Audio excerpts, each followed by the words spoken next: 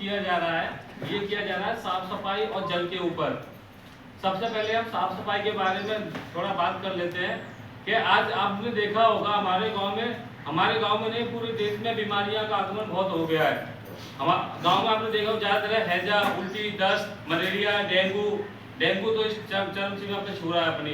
अभी भी डेंगू इतना टांग पे है कि अलीगढ़ के हॉस्पिटल में देखा जाए तो डेंगू से पूरा हॉस्पिटल भरा हुआ है, मलेरिया से, डेंगू से।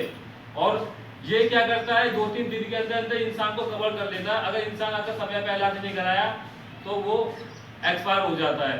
मगर किसके वजह से बीमारी उत्पन्न हो रही है? हमारे बच्चों को, हमको, हमारे माता बहनों को जो बीमारियों को शिकार क्यों होना पड़ता है, ये इसका सबसे बड़ा कारण होता है हमारे गांव की गंदगी।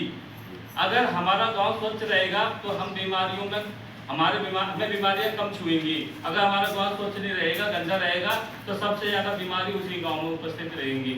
वो कैसे कि अगर मान लीजिए कि आपने देखा वो कुएं के पास में, तालाबों के पास में हमारी माता बहना घर का कूड़ा करकट या पशुओं कमर जो भी होता है वो किनारे डाल देती है, या तो तालाब के किनारे डाल देंगे, या नल के किनारे डाल देंगे, या फिर नदियों के किनारे डाल देंगे। वहाँ क्या होता है, वहाँ पानी इकट्ठा होता है, उसमें मिक्स हो जाता है और वो पानी दूषित हो जाता है। नहीं तो पानी किसी कार्य योग्य रहता है, न पीने के योग्य रहता है, न भोजन के योग्य रहता है। और यही नहीं, मानव के योग्य नहीं, पशुओं के भी योग्य नहीं रह पाता वो जल। तो इससे की वजह से बहुत सारे कीड़े मकोड़े, मच्छर, मक्खियां पैदा होती हैं और वो गंदगी पर बैठ के सीधा आपके भोजन में आती हैं, आपके शरीर में बैठती हैं, आपके और सारी चीजों पर बैठ जाती हैं। वो हमें दिखता नहीं है, उसके संपर्क में हम लोग आ जाते हैं और हम बीमार हो जाते हैं। और इसको रोकने के लिए हमें अपने बाथरूम के शौच जैसे हम करते हैं उसको बंद करके रखना चाहिए। हमें आसपास के माहौल को साफ करके रखना चाहिए ताकि बीमारियां ज्यादा से ज्यादा ना फैले। और जल के बारे में बात करें तो पहले आपने देखा हो कुएं से पानी निकाला जाता था खींच के रस्सियों से, उसमें ताकत बल लगा करता था और नलों से चला के खींच के निकाला पड़ता था क्योंकि बल लगता था। लेकिन आज समर की वजह से एक बटन दबाया और पानी आपके सामने उपस्थित हो जाता है। मगर इसका हम दुरुपयोग कर रहे हैं। हमारे सहयोग है मगर इसका कर रहे हैं दुरुपयोग। कैसे? हम अपने पैप लगा दिया, गाड़ियों को निला रहे हैं, 2-3 घंटा गाड़ी धो रहे हैं, साबुन लगा के धो रहे हैं, पैप चालू चल रहा है और गाड़ियों का साबुन लगा रहे हो।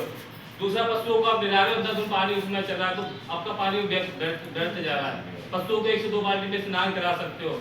और तीसरी चीज का क्या करना है, अगर कभी भी घर से बाहर काम करके आ रहे हो, अपने दफ्तर से आ रहे हो, खेतों से आ रहे हो, बाहर से कोई भी कार्य अपना काम खत्म करके आ रहे हो, तो घर के अंदर कभी भी प्रवेश कर रहे हैं आप तो अपने हाथ पैरों को अच्छे से साफ कर लें। कम से कम 10 सेकंड तक आप ऐसे हाथ साफ करें, ऐसे करके लिया।